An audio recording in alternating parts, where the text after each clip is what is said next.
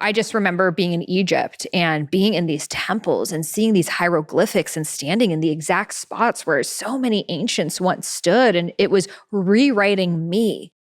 And there's nothing that can replace that. And one of the downloads I got was like, visit every sacred site on Earth. Because there is a reason, first of all, that they are there, like astrologically. There's so much to how the transits that they are and the magnetic pulls of Earth and how they're often on, like Angkor Wat and the pyramids of Giza are like on exact opposite sides of Earth and the Sirius B galaxy. And, Yes. we can all geek out on that stuff.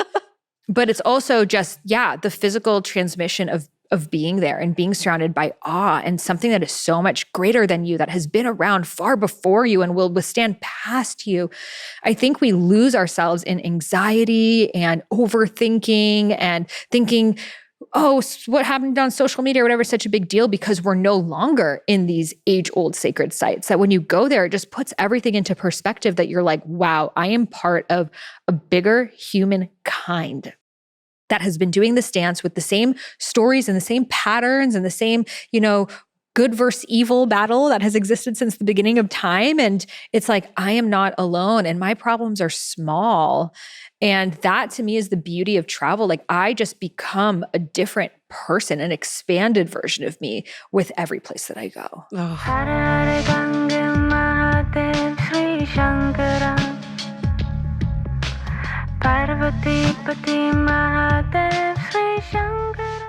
Welcome back to the Highest Self podcast. My name is Sahara Rose, and in this podcast, I love to take spiritual concepts that I'm personally vibing with and bring it to you, people that I am working with, people I am friends with, conversations that I am having in my everyday life.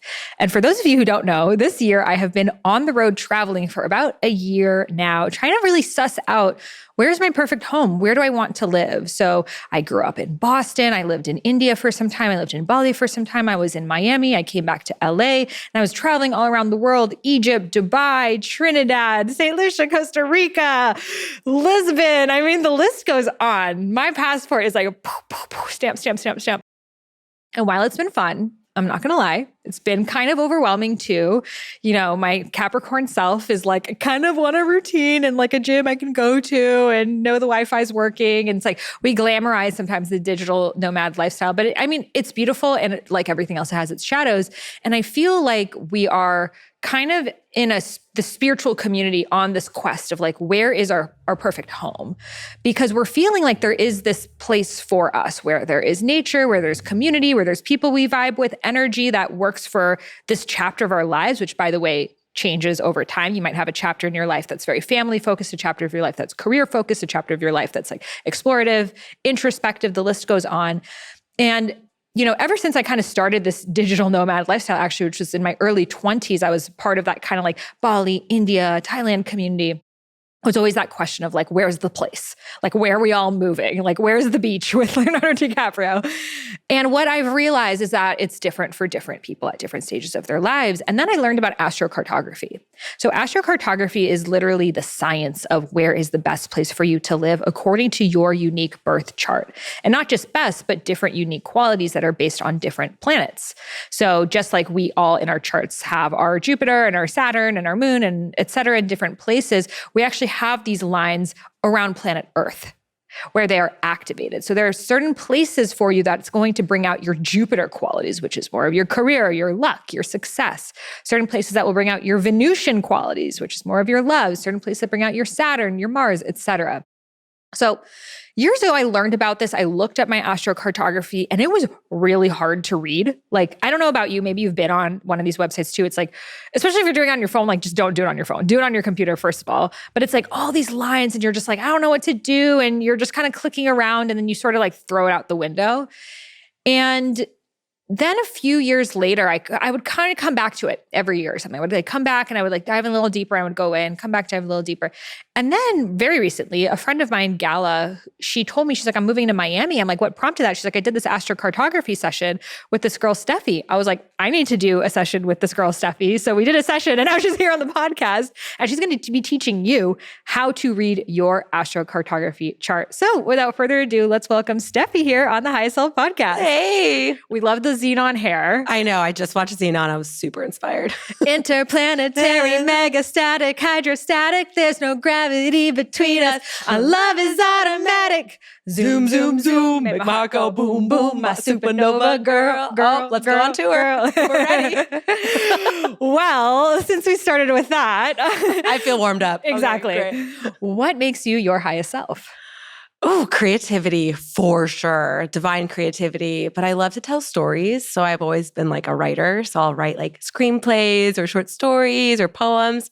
But I feel like also highest self for me is like 90s music. Like whenever I hear Whitney Houston, I feel like I'm in a portal of magnetism. Girl, I'm surprised no one said that yet because yes, I feel that way more even with like early 2000s music. Oh, for sure. How old are you? I'm 35. Oh my God, I just blanked. I was like, wait, hold on. Because like naturally I feel. So it's like the same. It's like that 2003 to me was like, that was like my prime era. Like Ja Rule. Ashanti, Chingy, all of it. I feel like. I mean, I love Boys to Men. I love Drew Hill. I love just all of it. I'm sad that I didn't get to go clubbing in the 90s. I know. It's like people would like just like dance in groups and like, you know, do these fun little things and come together. I feel like no one does that anymore. I know. I've been channeling that. Yeah, that's why I started DJing. I'm like, because we need fucking 90s and 2000s parties today. Yes, I'm there for sure. Yes, mixed in with some Xenon. Exactly. So with that, let's talk about astrocartography. So first of all, is there anything I missed in the description of like what really astrocartography is? You nailed it. Okay. Yeah, it's just basically your natal astrology, like if you were to copy and paste it and put it on a map. So it's where you can thrive based on like your goals. So if you wanted to do like career stuff, or you said Venusian qualities, or finding relationships or healing, like it just kind of is goal focused. Got it. Okay, so let's imagine is there a specific website you like for people to go into? Yeah, astro.com is my favorite.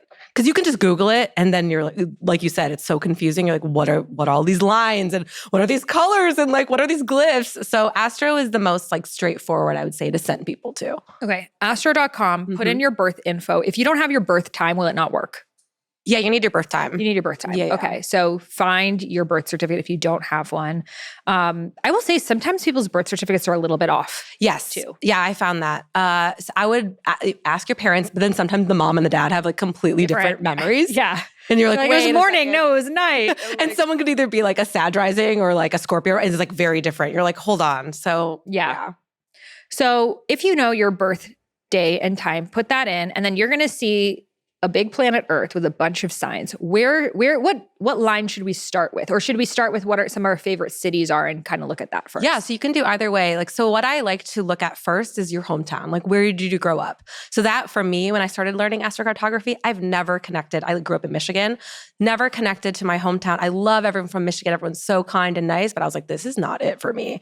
And then I always had this like trauma and strife, and I'm happy it like built me up, right? It gave me my psychic gifts and my channeling and all that. But then I realized I was on a freaking Chiron my entire life for 24 years. Which is the wounded healer. The wounded healer. Yeah. And Chiron in my birth chart is sitting on my ascendant. So it is a big part of who I am. Grateful for those memories, but hell no, I'm getting the F out of there. And when you say sitting on, that means it's in the same sign as your ascendant. Yes. Okay. Yep. It's like, directly like on top of it. So when I moved to LA, California, I just felt more expansive and light. And then I realized, okay, and there's something else to that. So I found out I was on my Jupiter. So I think like your first inkling is to look at either where you're living or to look at your hometown. And then I also like to look at your sun. You know, people say like, oh yeah, what's your sun sign? Like, what's your zodiac sign? You know, so even though you're way more than that, I think looking at your sun lines is really important too. Okay. So let's say you go to your hometown. You know, for me, both my hometown and LA have nothing. Yeah, I remember. Yeah. So what does it mean if you don't have anything really going through there? Neutral energies, like on a high vibration, it's a new seed, like to create life. It's a new beginning, and you can feel the transits more strongly. So like retrogrades, you can feel full moons, new moons, like you're able to really lean into more of those energies. But on like a different vibration, it can feel really boring or stagnant, or people feel like monotonous, like same day, in and out, like Groundhog's Day, like, oh, That's literally how he described my life in LA. I said, I feel like I live Groundhog's Day here. Yeah, because you don't have anything like. I feel like I'm like just preparing while I'm here, but nothing's really happening. Yeah. Like I just like come here and like, I don't know, get my beauty treatments and do this podcast. Which is great, wait, right? Like till the next thing happens. Yeah, and sometimes it's good to be in a neutral place because it's like an in-between, right? Yes. You're like, okay, I don't have anything knocking me off my ass, or I'm not like, really feeling a strong line. So when you go to these places, you can relax, you can get your beauty treatments and things. But it's almost like I'm like, I bought all these cute outfits and have nowhere to wear them. It feels like that energy. Listen, but you can buy an outfit from a Jupiter line or a sun line. Exactly. I'm like, I need to hit up my Jupiter. Okay. Yeah. Which I am. Or Venus. And you can be like, I feel sexy because I'm wearing something. So you can remote activate it too. Okay, cool. So if there's nothing going on, it's neutral. It's what you make of it. Now let's start with the Jupiter line. So do we have each of these lines 4 times on planet Earth? Yeah. So that's what I also love, because people will say, oh my gosh, like my line's in the middle of the ocean, or it's not falling on a continent or something. And I'm like, well, good thing we have 3 different other lines we can look at, because there's a north, south, east, and west vibration. And they're all a little bit different. So you want to look at those too. Like if you're looking at a Jupiter line, you want to look at north, south, east, and west. Okay, got it. So what does our Jupiter line signify? And does it mean how close to this line does it have to be for the energy to be activated? Does it have to run right through it? Like how many inches? I know that's chart, that's always like the thing. But and I've just like through many years of giving readings, I ask people, did you feel this here? And I've kind of surmised, I would say it's around a 300-mile radius. But some people are more sensitive. Some people can be really, could be on the other side of a coast and they can be like, oh, I don't feel that at all, or they could feel it. So it's kind of like per person. But I would say like 300 miles. Sort of like the closest line to that area would be the thing. Exactly. Exactly. But sometimes like if you're really in a neutral place, like you don't feel anything, you know? Well, nothing's so close. Okay, so Jupiter line signifies... Oh yeah, so Jupiter line on a high vibration is this like expansive, lucky, because it's a great benefic. So when you're on a Jupiter line, especially for you, because you're a Sag rising, it's really about this like expansion of spirituality and teaching and learning. So when you're in an area with a Jupiter line, like you just feel like things are flowy. You feel like things are really like in beat with who you are, especially for you, because that's like really the essence of who you are. So yeah, Jupiter lines can feel really relaxing and they can feel great and expansive. And sometimes when you're on a Jupiter line, like you get good news. Like, hey, oh my gosh, I got this phone call from a friend and it's a networking opportunity. So just things can happen like easier for you, I'd say. Do you want to dive deeper into your astrocartography chart alongside community? And not just this wisdom, but all things sacred feminine, from tuning into your intuition, channeling your highest self, connecting to your inner goddess, embodiment, creativity, expression, womb wisdom, and so much more. Well, this is why I created my mystery school, Rose Gold Goddesses. We have our very own online community where we're always talking about highest self podcast topics, what we're manifesting, connecting to our soul's purpose. And we also do events all around the world. So you're actually able to meet up with people who listen to this podcast in real life. Every month, we connect in a live virtual goddess circle taught by myself and your favorite high self podcast guests, such as Stephie, to really dive into different spiritual topics and integrate them into your life. So if you're interested, then head over to rosegoldgoddesses.com. That's rosegoldgoddesses.com. You can find that link in the show notes and join our waitlist for when doors open again. I'll see you inside. I love that. And it's so funny because this summer, the 2 places that I was called to live, I'm like, where should I live? Lisbon or London? And they just both started coming through. And then I found out both of them, my Jupiter runs right through them. So it's like my soul just knew. Yes. And I see that all the time. People will be like, why am I so drawn to Australia? I used to have like videos and pictures growing up. I was like so obsessed with it. And sure enough, it's a Jupiter or North Node line. So people are naturally intuitively drawn to the places where they have lines. What are the shadows of being on your Jupiter line? So Jupiter line, it's all about like the excess. So you could do things in excess, like too much, like you can overdo it. But also I find sometimes on Jupiter lines, like people are like, the grass is greener. You're like looking at other things being like, like, I don't know if that really feels good or that. So it can sometimes like, you can overthink the greatness, if that makes sense. Like you can get in your shadow a little bit of, maybe overthinking opportunities or maybe overspending, things like that can happen. So would you say Jupiter is mostly career related or it's just luck overall? So it so depends on what line you're on. So I forgot what your Jupiter, what was in Lisbon, if it was an ascendant or descendant. Do you remember? So if you're on a Jupiter midheaven, that's going to be really career-based. But I think in general, it's really about these like great lessons and spiritual teachings that you learn on a Jupiter. But it's just good vibes, like all around. Great. We love a Jupiter. Yeah. So what about the Venus line? So Venus line actually can do really good things with money. So sometimes I tell people to buy real estate on Venus lines or Saturn lines too. You can buy long-term real estate, but also Venus is that Venusian quality of just aesthetics. So like what makes you feel like yourself, like what makes you feel lovely and excited and like truly the matters of morals and values, like that kind of stuff. So I always tell people to buy things on Venus lines because that's like, I don't know. Sounds like it has a strong Taurus energy. Oh, 100%. Yeah. Taurus and Libra energy, for sure. Yeah, it's interesting because one would assume Venus is just about love, but it's not. It's also the prosperity, the abundance, the Lakshmi piece. Yes. And I think that's a common misconception because people say like, oh, do I just find love on a Venus line? And like, you totally can find love in a Venus line, but it's more about the self-love that radiates through. And buying things, like material things, like sometimes people like to go, it could be an excess too, but sometimes people like to buy like clothes or wardrobe or, like things that make you pop, like your eye makeup or things like that can really be expressed on a Venus line. Fascinating. And what are the shadows? It's the excess. More excess things. Sometimes you can get in the shadow of like not feeling truly in love with yourself. So you can feel, I don't know, like past relationship stuff can come up on a Venus line. You can overspend again too. This is pretty generic because where Venus is in your chart will give me a lot more information. So wherever your Venus is in the zodiac sign and then where Venus is sitting in the house will give me a little more clue. So this is more of just like a general sweeping thing. But when I really look at a Venus in someone's chart, I'm like, this is how it's going to manifest for you, if that makes sense. Got it.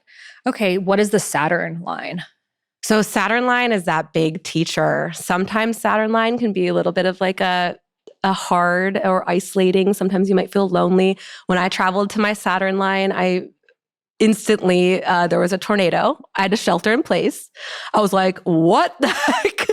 Where was your Saturn line? It was outside of Nashville. What was crazy though is in Nashville, I was on a Uranus and then I traveled, like my girlfriend had a lake house and we went to the Saturn line. I didn't realize I was going to be close to the Saturn. And the second we got there, like a tree almost fell on the house. Okay, just an hour drive away? Yeah. Wow. Because in my birth chart, they're conjunct, so they were close by. So anyway, but on the high vibration, Saturn lines, I think we found this in your chart, like good for where you went to university or school. So, or I tell people to buy cars on Saturn lines because it's long-term success. So if you really want to like plan this career or long-term business or long-term relationships or home or family, people go to Saturn lines to kind of build those foundations. Got it. Okay. So it has that seriousness, that foundation. And is there anything about relationships there? I feel like I saw some. Yeah, I mean, depending on what line it is, sometimes you can build like long-term friendships forever on Saturn lines. Saturn lines are really good for manifesting anything you want. Like Jupiter is great for short-term manifestations, but Saturn is like, I'm really planting these seeds and I'm going to see them through to the bitter end. Like that's good for Saturn it's lines. the Capricorn energy. 100%. Yes. Exactly, because Capricorn is led by Saturn. I was on my Saturn line. I mean, I guess Boston was. So I was just like, study. Yeah. Yeah, because sometimes it can just feel like you're putting your head down and you're doing that. Whereas like a Jupiter, like you're like, oh my gosh, every day is a new opportunity. So they're both good for career or manifestation, but in different ways. Yes. Yeah. What about our moon line? So moon line is like a hug. When you're on a moon line, it's your safety and what makes you feel like emotionally secure. I also love moon lines for like retreats or things where you're with other women because it's very feminine. Your intuition is heightened and sharpened. So yeah, just depending on what aspect of the moon, I channel like crazy Feminine energy. Feminine, yeah, but it's more of like receptive. So when you go there, it's like, oh, I'm seeing like light in people, or I'm connecting with a stranger on the street. It's like this very like altruistic, like lovely energy. Just flows when to let go. Just I am so excited to share that my first song ever, Trust Flow, is now available on Spotify, Apple Music, wherever you listen to tunes. So I produced this song this summer from a mantra that I kept repeating to myself in my head after my divorce when I was faced with so much adversity. I had no idea where I was going to live. I basically had my whole former life just burned to the ground, and I knew that deep down inside there was something so much greater than me, but I didn't yet know what it was. So in these times of uncertainty, I just kept telling myself this mantra: trust, flow, surrender, let go. Trust, flow, surrender, let go. And this became the lyrics of this song. So I am so excited to share this with you because after DJing for so many years, I was really calling in high vibrational music like Afro beats, reggaeton, Brazilian funk with lyrics that I felt good singing along to. So all of my music is stuff that you would actually want to get stuck in your head because it's raising your vibration. Plus the beats are pretty fat and you're definitely going to want to shake your ass to some. So you can stream Trust Flow wherever you listen to music on Spotify, Apple, YouTube, and also share with me your reels on Instagram. I'm curious to see what the Trust Flow energy vibes like in your life. Plus you guys are pretty freaking hot. So I am loving seeing you embody this energy. So you can find the links for the song on my show notes, and I'm so excited for you to vibe along with me. More to come.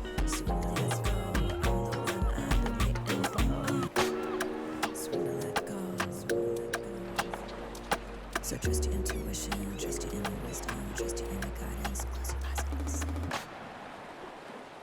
Beautiful. Yeah. It's funny because you asked me about my moon places and I feel like I haven't even gone to any of them. I know. I need to check them out because all of my spiritual centers are on my Mercury lines. So yes. let's talk about Mercury. That was amazing. Yeah. That's why I love like everyone's chart is so different. But you were like, wait a second, every single Mercury place you My Mercury lines are like Bali and Thailand and Peru and Hawaii and like the world's spiritual hubs are where I get my downloads. And because I am a channel. That's how my spiritual practice is. So it makes sense that my soul would choose the most spiritual places on earth for my communication and downloads. Yes, I loved that too, because also like you are a teacher and you're a guide. And so having that Mercury is where your intellectual, mind starts running. So on Mercury lines in the high vibration, it's really that network, that connecting, that divine download, especially for you. And then I always like to tell people on Mercury lines, like to study, to learn, to network, to have fun, to go out and like really be active in your body.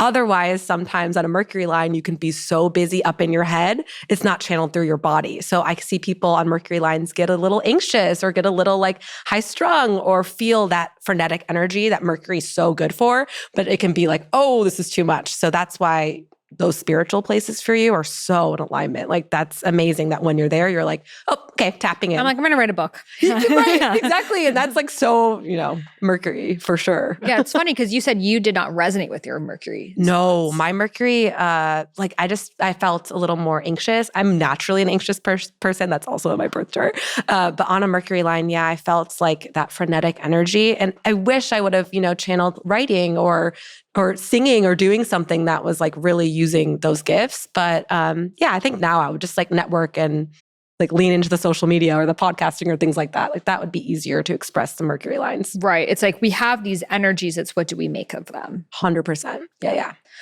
What about our Pluto line? So Pluto line is deeply transformative. Pluto, some people are like, I don't ever want to go on a Pluto line. I'm like, you should, especially if you're going through like a dark night of the soul moment. Plutos can really rip you on your ass, but also like show you what you need to transform that darkness to light. So new beginnings, like if you wanted to go there, if you're going through something tough, like anything that you feel is like really, hurting your soul, Pluto line is really going to crack you open. So a lot of people go to Pluto lines to do like ayahuasca or medicine, ceremony, that kind of stuff is really beautiful for Pluto lines. And obviously there's shadow, like just any type of shadow can come up on a Pluto. Right. It can be very heavy as well, I'm assuming. Yes, very heavy or traumatic for some people.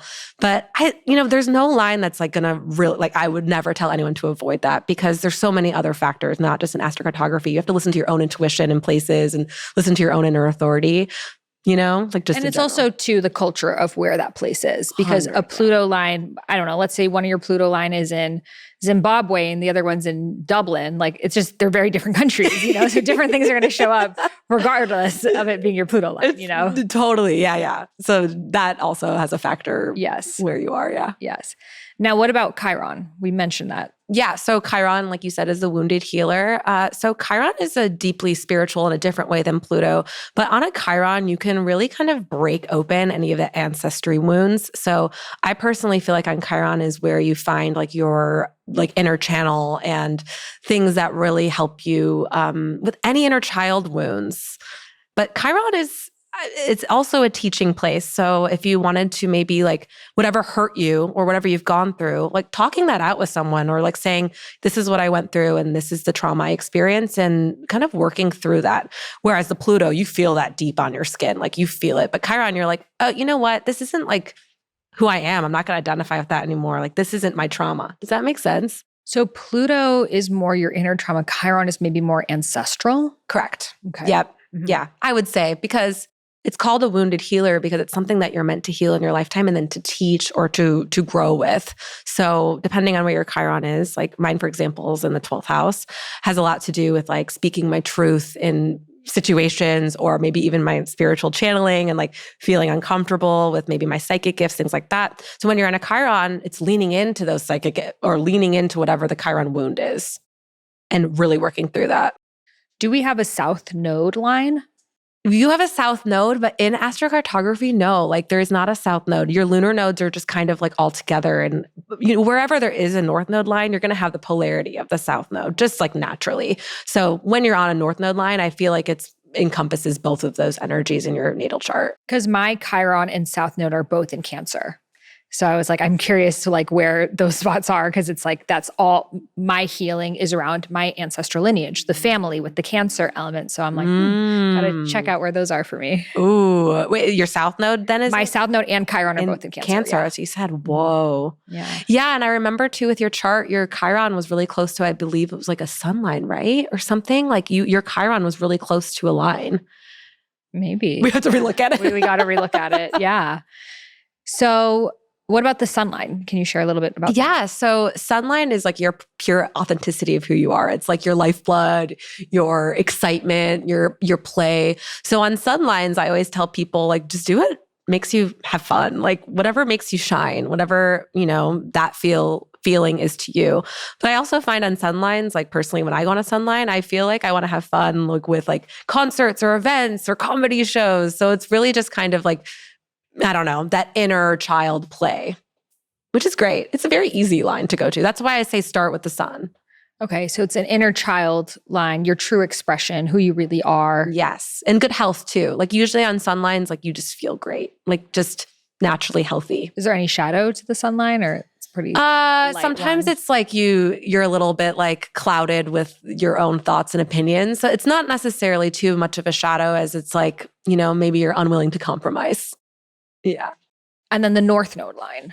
Yeah. So north node is destiny line, your karmic fated places. So I find on these lines, people really relate closely to their past lives. So I've always like had this dream of being in England and then it's like the north node goes through there. And then you're like, okay, maybe look into your past life stuff. But these places, when you're on a north node line, the crazy things will happen. Like you can be on a north node line and then all of a sudden, you know, it's like an opportunity or a manifestation you've been wanting for forever will come through. And it feels like, oh, duh, that's always what it was supposed to happen. You know, it's like you finally get into That's why you kept telling me to go to Ireland. Yes. You were like, you're like, you need to go. I'm like, I don't see Ireland. You're not in into my that future, but your north node is there and we're all going to hear about it. Yes. I mean, like, guys, Dublin's where it's at. Yeah. You're going to be in Dublin, like move there in like 3 months. Like they're after me, Lucky Charms. Who knows? But like maybe it's not just, you know, Dublin specifically, but maybe when you're there, something else will come in. Right. That's what just some marshmallows, pots of gold, literally abundance. I don't know. I love that. So I think we've gone through all of them. Now in our chart, we can see these like circles. What are these circles? What do they mean? So the circles are called zeniths. Zenith. So those are basically like the strongest energy of the whole line. And sometimes you'll see the circle and it's like in the middle of the ocean. Sometimes they fall on continents. It basically is just like the most concentration of energy. So people can travel to the zenith, but you're still, when you're on that line, you're still going to feel a strong pull no matter where you're at. So it just depends on like, if you want to lean really into that energy, But I think no matter where you are on the line, you'll still feel it pretty strongly. Got it. Yeah, I saw some of mine were like in some islands somewhere, like Madagascar, I think. Oh yeah, you did have some Madagascar energy. But I feel like, yes, like go to Madagascar. Feels aligned more than feels Dublin. Great. Yeah. I feel like see myself in Madagascar. I feel like you'll love it. Yeah. Okay, so now looking into how our birth chart is affected by this, like, is there anything like easy that we could know that we could like look at to see how our unique birth chart comes to play? Totally. So I think just like in regular astrology, when people are learning, it's really easy to digest sun, moon, and rising, right? So you want to look at your sun placement and all the 4 lines, right? So the sun lines, and just like I talked about, the expression of who you are, and depending on like you're a Capricorn sun or Scorpio sun, like those things are going to feel true on any sun line. Then you want to look at your moon lines. I think that's really important to see too. Okay, this is such a different expression. This is like more of my comfort zones. These are the places where I go to get like rest and restore. And then looking at your rising signs planet ruler. So this is where it gets a little spicy. So depending on what and I can go through all of them if you want. But for you, Sag is Jupiter. Sag rising is Jupiter. I'm like the most Jupiter person ever. Literally. I'm Jupiter and a human. You are such a Jupiter. Just even your twerking, I'm like Jupiter AF, right? Just but change my name. Also in your birth chart, your Jupiter is making such a powerful opposition to a lot of the Capricorn placements you have. And in Vedic astrology, I'm an exalted Jupiter. So it's like a full Jupiter chart. 100%. And in Vedic astrology, I have 8 planets in Sag. That makes so much sense. But yeah, so as a Sag rising, you really want to look towards your Jupiter lines, which you're naturally drawn to anyway. You just were on one and, it's like that really excites you. And, I think that's like looking at your rising sign, that's a good place to start. So your sun, moon, and rising. So if you're not sure like what your rising sign ruler would be, you can Google it. I can tell you whatever, but it's like I'm a Cancer rising, for example. So that's my moon line. So my sun and my moons and my north node lines, because those are the lunar nodes, those are places that I really love to go to. So it's so funny. So yesterday I got these really cute tattoos. I got a snake here and butterflies so here. Gorgeous. Yes, and I was with my friend and I'm telling her about astrocartography and we pull up her chart and she has all of her circles are in China. I'm like, you should go to China, girl. Like all these cities are on popping for you. And she's a singer. And she's like, it's so funny because her song went viral in China. And that's what literally created her career. That tracks. Yeah. And like people just love her in China. So it's even without her going there, something about her and China were connected. Yeah. And you know what I find too? Like one of my best friends is from Brazil. And I looked at where her little hometown is. I have my sun line going directly through her hometown. And then I looked at her chart where in Detroit, she has a sun line going through where I grew up. So things like that really track like, the people in your life or the people you come in contact with, or even people you do business with. You can see like, I don't know why, like, or where your podcast is popular. Like you can look at like the top places and it usually is kind of where you have a Jupiter because that's expansive, right? Scaling. Jupiter's all about scaling. So I even tell people if you want to just kind of lean in towards those places, you can even market towards those places. You don't have to be traveling there. You can do it right from your house, which is amazing. Well, that's literally what happened with me in Portugal this year. I just started listening to Portuguese music and then I'm like, I want to start kizomba dancing. And then I was like drawn to like Portuguese and Brazilian, like Amazonian shamanism and plant medicine. And in my medicine ceremony, it showed me like, you're here to be on this like Brazilian path. And then I was like, I need to literally move to Lisbon. And I went there and then all of a sudden I'm like making songs and channeling all this poetry. And there was a Portuguese frequency that was guiding me this entire year. Wow. That's so powerful. And you also had a Venus line, which is great for poetry and art and music and creativity. Like, oh yeah, that's gorgeous. You were just drawn to that, like just naturally. Exactly. So I love to remote activate lines. Like if someone's in a neutral place, like you can wear the clothes, you can listen to the music, you can eat the food, like anything that's authentic to that area. Or you can even like, buy something like, it doesn't matter what it is. It can be something small. You can carry that with you. So I have things on my desk from all of my fun places. Like I have stuff from Japan, I have stuff from France. And I just get reminded of that if I need a little like boost. Okay, so here's a little story time. So a few weeks ago, I was in Miami for my in-person visionary mastermind retreat. And I had this box of Guru Nanda oil pulling, which is an ancient Ayurvedic practice of swishing oil around your mouth to remove toxins and enhance breath, whiten teeth, reduce gum sensitivity. And being honest, this year I've been traveling, so I haven't been able to oil pull. So I got this box and I started oil pulling, and the girls are like, "What are you doing?" And I'm just like, "Mm." And I pointed it to them, and they all did it. And it was so much fun for us to do together. And honestly, as soon as I spit that oil out of my mouth, I literally felt like, like the coffee and the turmeric and all the things that collect on your teeth, it was like gone out of my mouth. My breath felt amazing. My gums felt really good. And now I am so back on the oil pulling train, especially because Guru Nanda has little travel packs as well. So I'm absolutely obsessed with it. So you can get 20% off your order by heading over to gurunanda.com and using coupon code Sahara. Again, that's gurunanda.com and use coupon code Sahara for 20% off. And you can find that link in the show notes.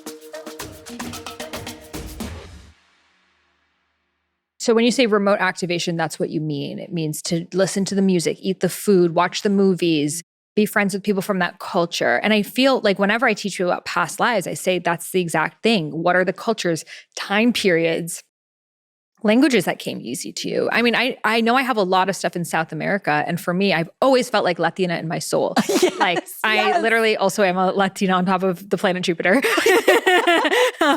But growing up, like Spanish was my first language, and I would watch all these Spanish movies. And I'm actually curious where I have Guatemala, because it's like specifically Guatemala. Like I had a Guatemalan like babysitter, and I was always just very connected even to Guatemalan womb healing. Oh, I love that. Yeah. So it's funny because the language comes easy to me, the culture comes easy to me. But then I took French in school. I don't think I actually had some things in north of France, but like that did not come easy to me. Like, I mean, French is a hard language, but it was just, but my mom is like super just French speaking, watches French shows, like that's her thing. So I feel, to me, it was like past life related. 100%. Yeah. Actually, I always knew I had a past life in Argentina, which we remember we had something going on in there, because I always loved Che Guevara, and I was like very just like drawn to Tango Argentine and all of that.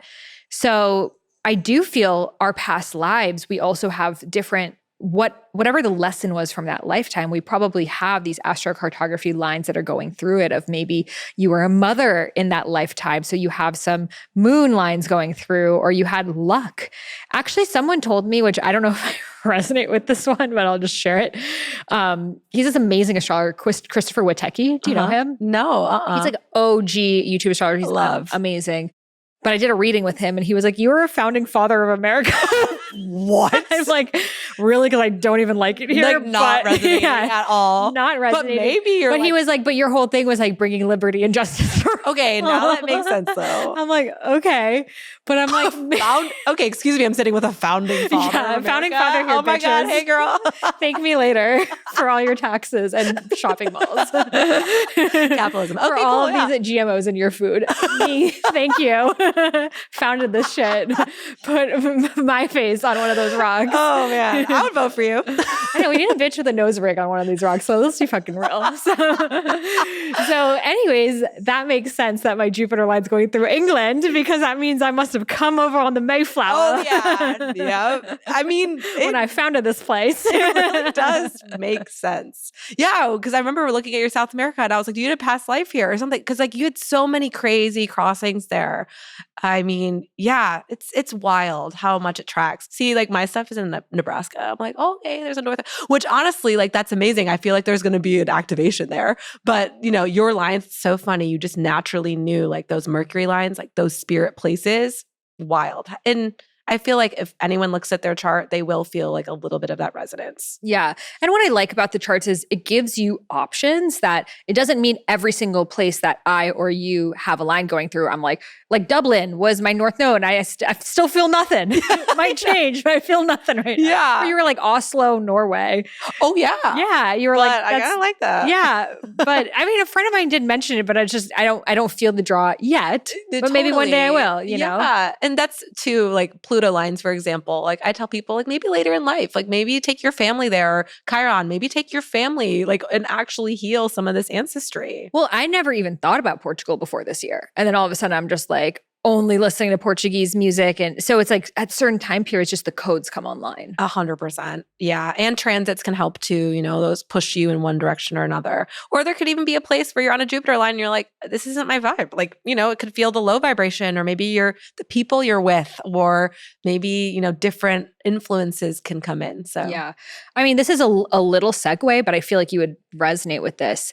I can often feel whether there are what ancient civilizations were there. And I'm picking up on those frequencies. So for example, when I was just in Portugal, when I'm in Ibiza, Greece, I very much feel that Atlantean frequency, because that is where, one of the portals to Atlantis was. So it's a place of, innovation, and where science and spirituality merged, and the waters are even colder, and you can see the rock formations. It's palaces. It's like literally like the castles in The Little Mermaid. And I even have past life memories of when Lemuria was sinking. I'm a very Lemurian soul. Yeah. So for me, when I go to like Hawaii, Fiji, places like that, I feel that feminine heart frequency, that tribal connection, like us drumming in a circle and eating fruits. And that's why my ultimate vision in this lifetime is to live in Lemuria, in this Lemurian way. Like, that's what I'm here to do. I'm a mermaid. But then for a lot, like a Dr. Joe Dispenza, Deepak Chopra, very Atlantean. So when I was living in Miami, because Miami, Bahamas was also a portal to Atlantis,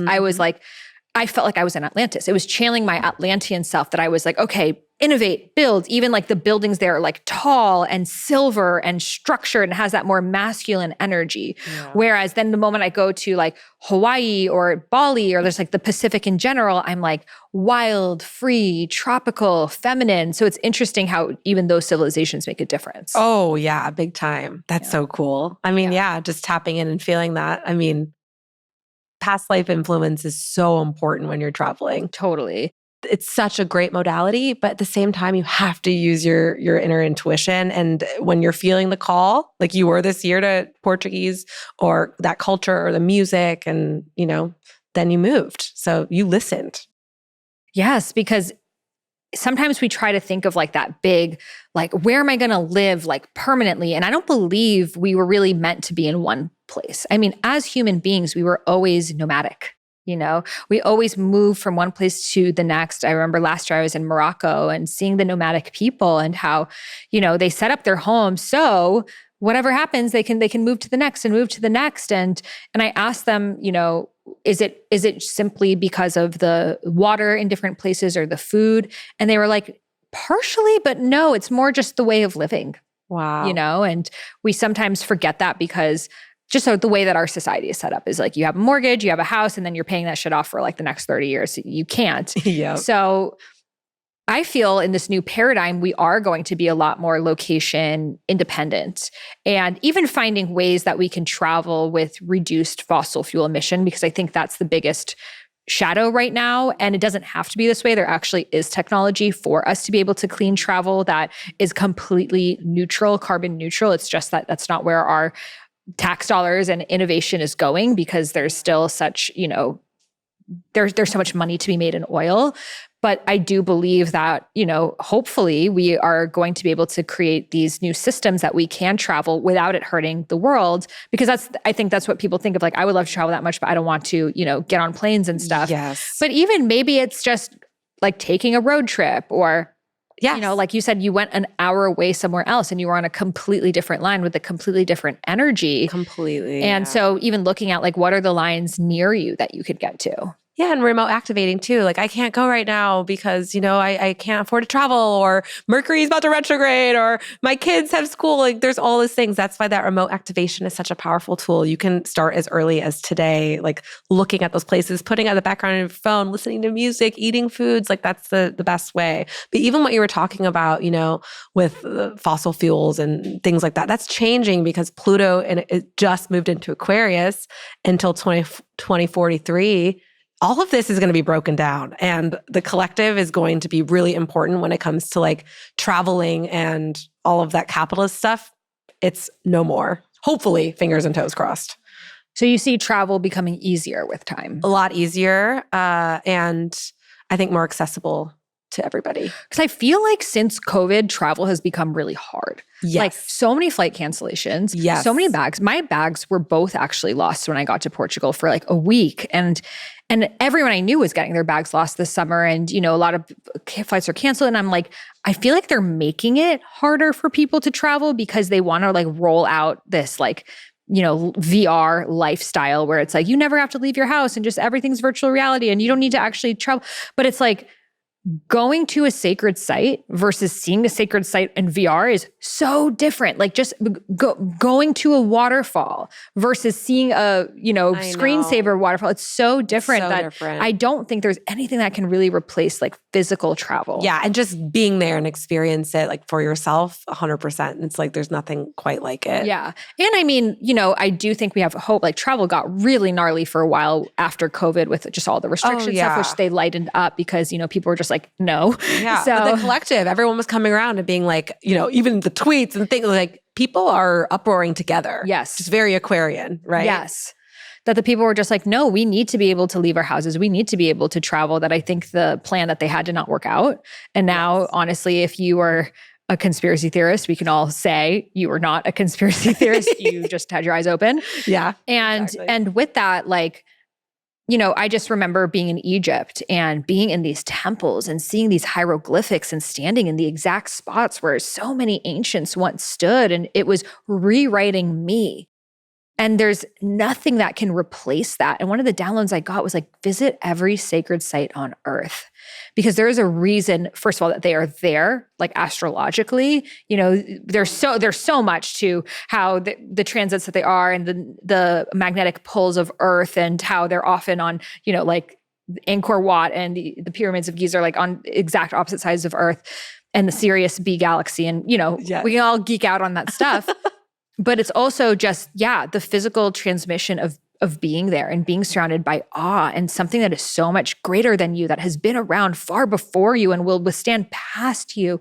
I think we lose ourselves in anxiety and overthinking and thinking, oh, what happened on social media or whatever is such a big deal because we're no longer in these age-old sacred sites. That when you go there, it just puts everything into perspective that you're like, wow, I am part of a bigger humankind that has been doing this dance with the same stories and the same patterns and the same, good versus evil battle that has existed since the beginning of time. And it's like, I am not alone and my problems are small. And that to me is the beauty of travel. Like I just become a different person, an expanded version of me with every place that I go. Oh, yeah. I never really got to travel a ton. I had a lot of stories like growing up and I had like a really tough childhood. So it's so funny. Like astrocartography is what got me back into traveling because I saw like the potential of these places. And you're so right. When you go to a place, like you feel so grateful like for being alive and your problems at home seem a lot smaller, So I was really terrified of it for a long time. But once I started to kind of lean in, not only just with the tools with astrology, but like just the awareness of, wow, things are a lot bigger than me, just like you were talking about. Well, also, especially if you're someone that's lived in a small town or a community, you think everyone knows your shit. This is my reputation. These are the only people I can date. These are just the friends I'm stuck with.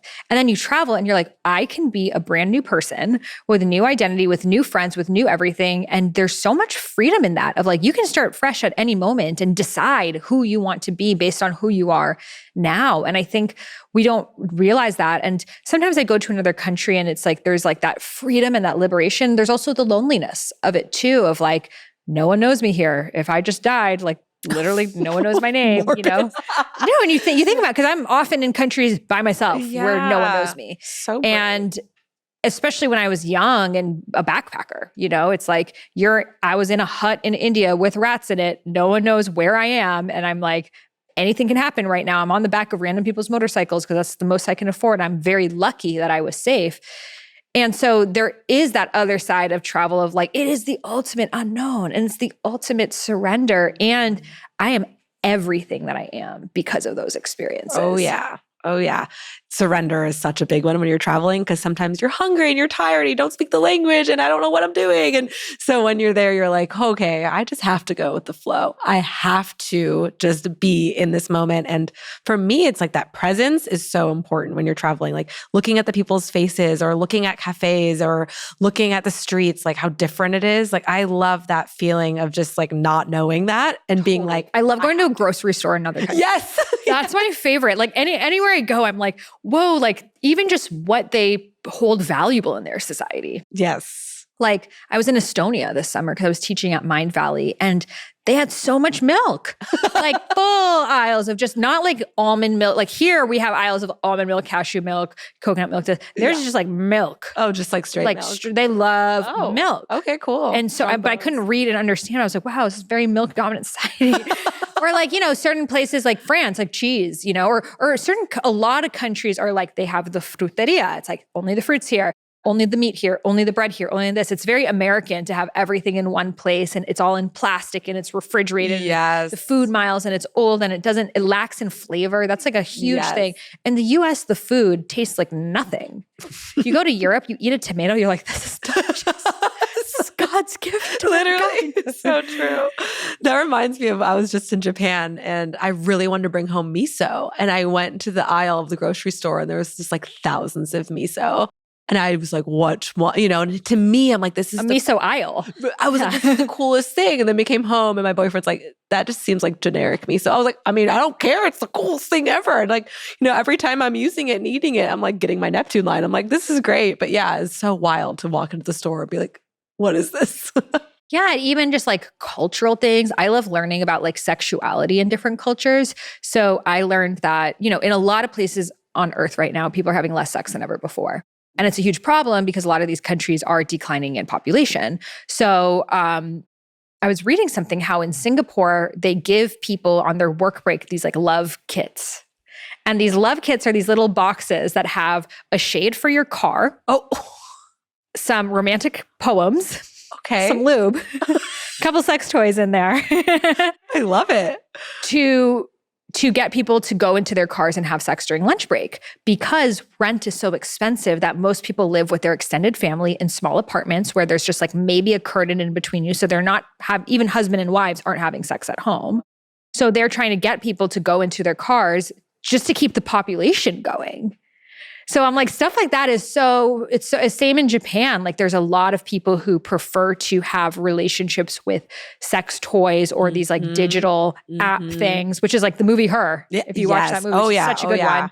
And like that's literally happening in many parts of the world. Whereas then if you go to Pakistan and Nigeria, it's still like 6 to 8 children per woman on average, because agriculture, land ownership are major ways of passing down generational wealth. So the more kids you have, and also infant mortality is higher. So it's like, you just don't know how many of your kids will survive, that you're going to have more of them. So it's so interesting how something as simple as like relationships is completely different in different parts of the world. Oh yeah.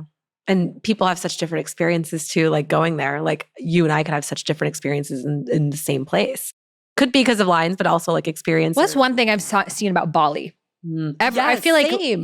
Like Mama Bali either welcomes you in and she's like, I love you. I'm going to give you everything. I'm going to get you really nice massages and good food and ecstatic dance. Or she's like, bitch.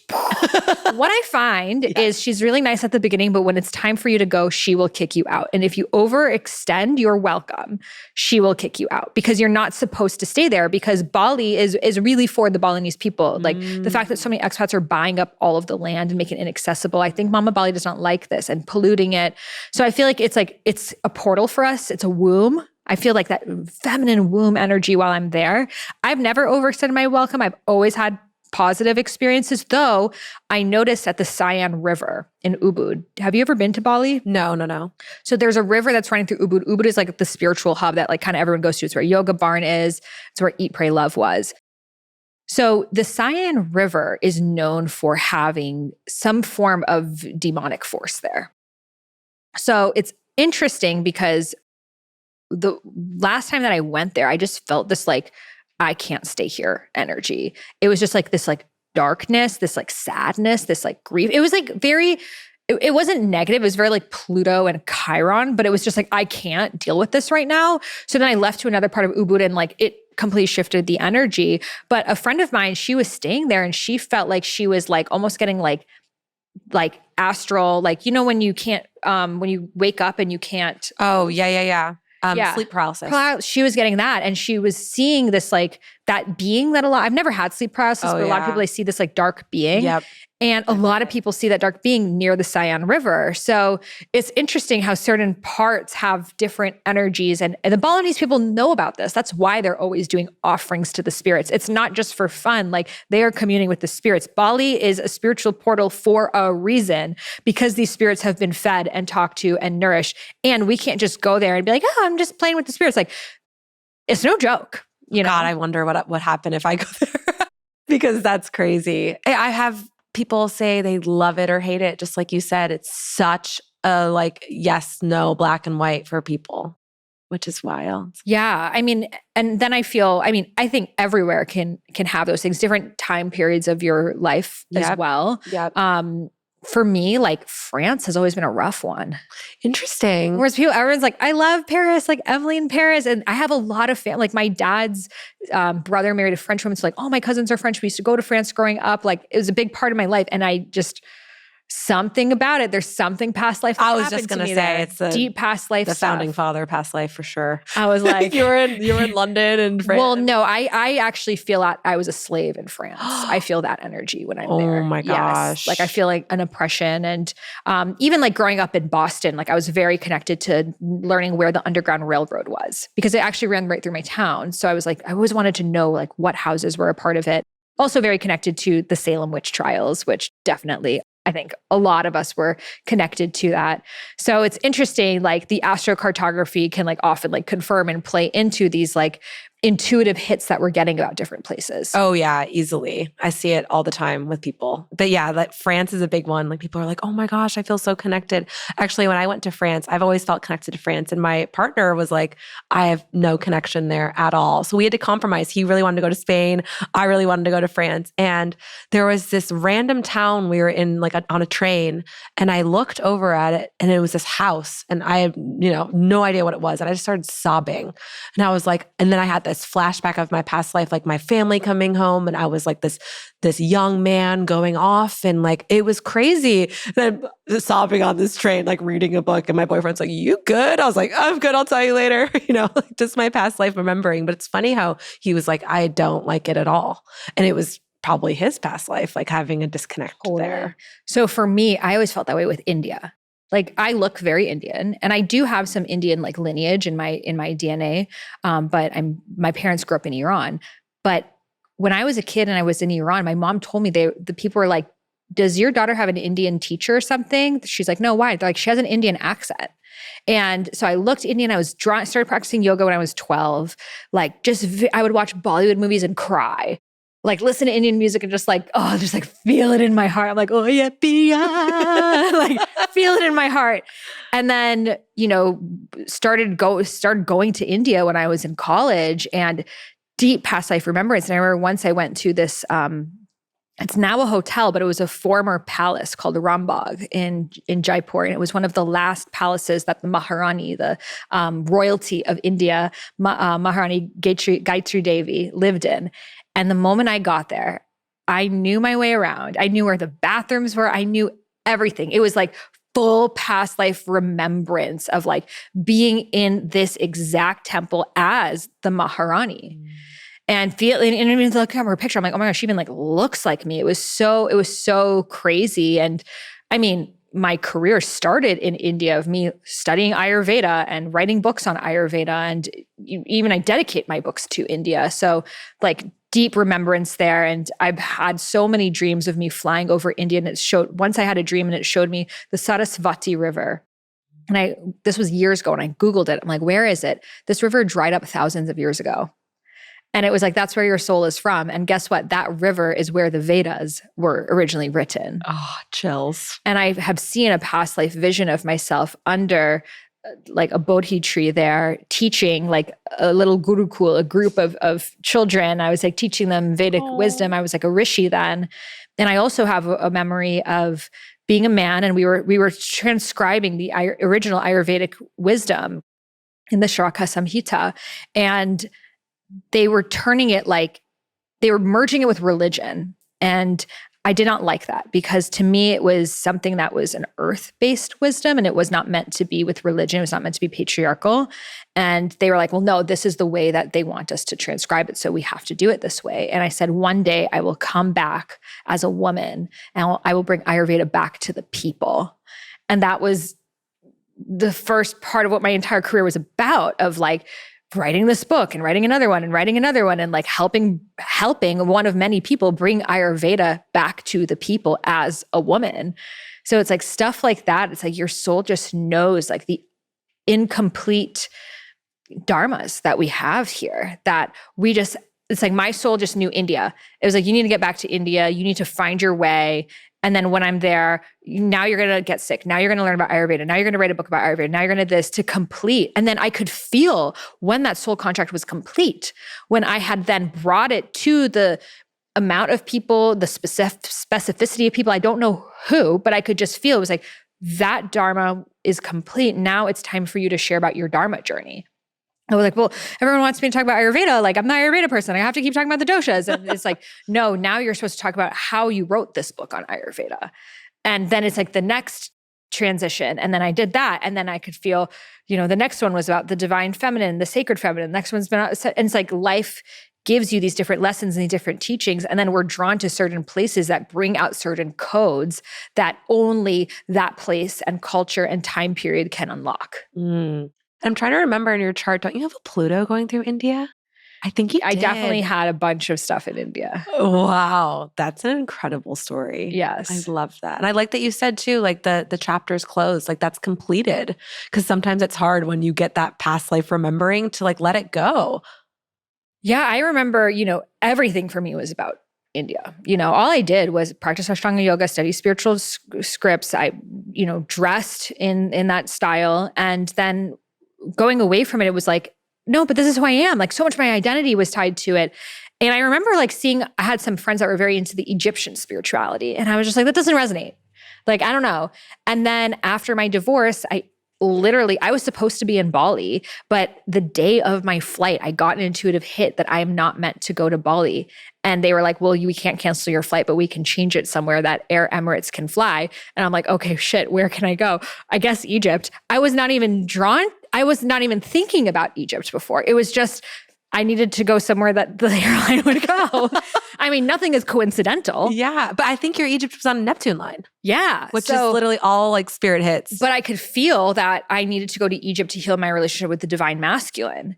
And then that's when I invited my dad, and my dad was going to come. But then, my divorce happened and it ended up being healing my divine masculine within my marriage. But it was like calling me back to the Middle East, back to the roots. And then all of a sudden, all the ancient Egyptian spiritual codes came on, which now I have hieroglyphics tattooed down my back. And I've gone to, Egyptian mystery schools. I'm like very deep into the Hathor studies. And like, that has now become a huge part of my spiritual pathway. So it's interesting because it's like certain, big lessons need to concur in your life. And then the thing shifts that now I'm like, I love India. I always will, but it's not like, I don't feel like I need to go there right now. Even Egypt, it was like that happened. Now I just feel a big call to go to actually countries in sub-Saharan Africa, like specifically Ghana. So it's like, and Ethiopia, because that's where my great grandma was from. So it's like, it just calls you in different times, and you just have to be into this place of listening and surrendering and just like, Spirit, you brought me here. Like, what do you have for me? Right. Just pay for my flight, Spirit. It's fine. Yeah. I swear, you just literally have to listen to that call. Yeah. And then the timing thing, is also your intuition, like really listening to, I look at the transits too. I like to see like when's a good time, but even so, even if it's Mercury retrograde, I'm like, screw it. I feel this right now. And I don't care. I'm going, Yeah. It's like one of the huge lessons I've learned is a spiritual hub for you once won't always be a spiritual hub for you. Like Bali was for sure my place. And then it was like, you've done the Bali thing right now. Like, it's like you got that code. I think Bali is really good for when you're starting your spiritual journey of like, it's like other spiritual people exist too. Like, see, there's this tantric life coach and there's this, this, and there's this, that. And it's like, this is real. And you're like, it's like literally being in Disneyland. But then for me, like I got to a certain part of my journey that I'm just like, okay, I know that it's here and I'm embodying it. So it's like, I don't need to be around the incubator of it. I want to bring it out into the world. And then so now, and I feel like often as we become more solidified in our spirituality ourselves, we can go into the eye of the storm. Mm-hmm. You know, that's why I see a lot of people, they're called to go to New York.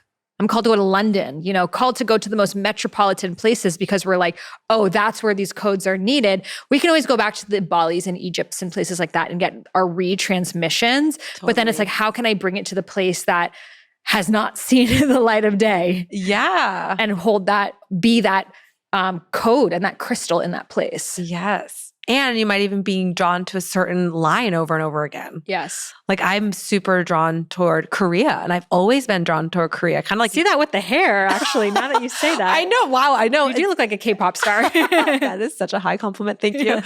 But I went to Japan, but I really wanted to go to Korea and I just couldn't make it happen.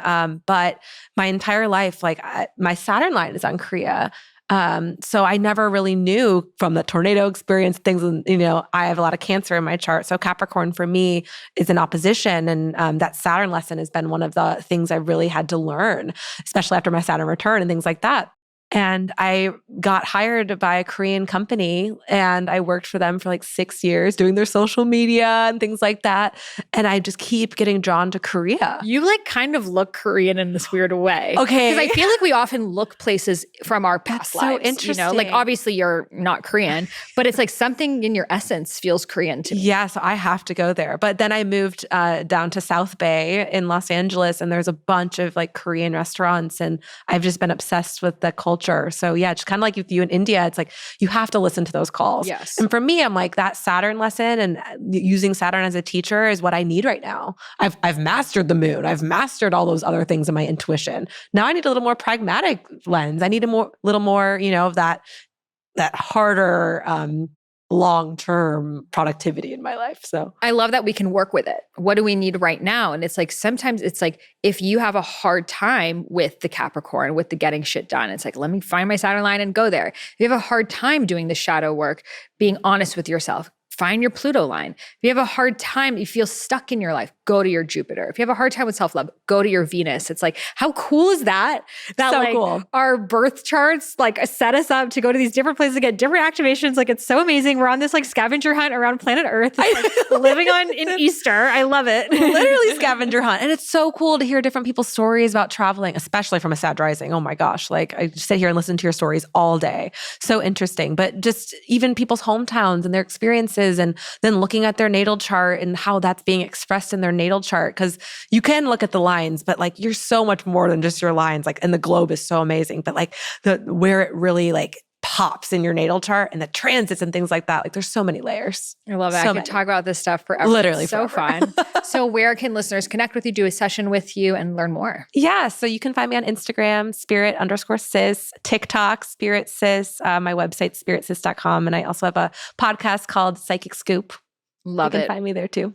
Well, thank you so much for sharing. Thank If you you. love this episode, please share it. It would be so cool to know where your friends, family, significant others, astrocartography places are. Like that could be such a cool place for you and your partner to choose where to live or to look at different places from your childhood. So be sure to share this episode and leave a review for it in the iTunes store. And I will send you a free gift of my womb meditation. This is a meditation that allows you to connect to your divine feminine womb center. So all you got to do is leave a review, take a screenshot and email it over to me at Sahara@IamSaharaRose.com. You can find all the links I mentioned in today's episode in the show notes. Thank you so much for being here today, and I'll see you in the next one.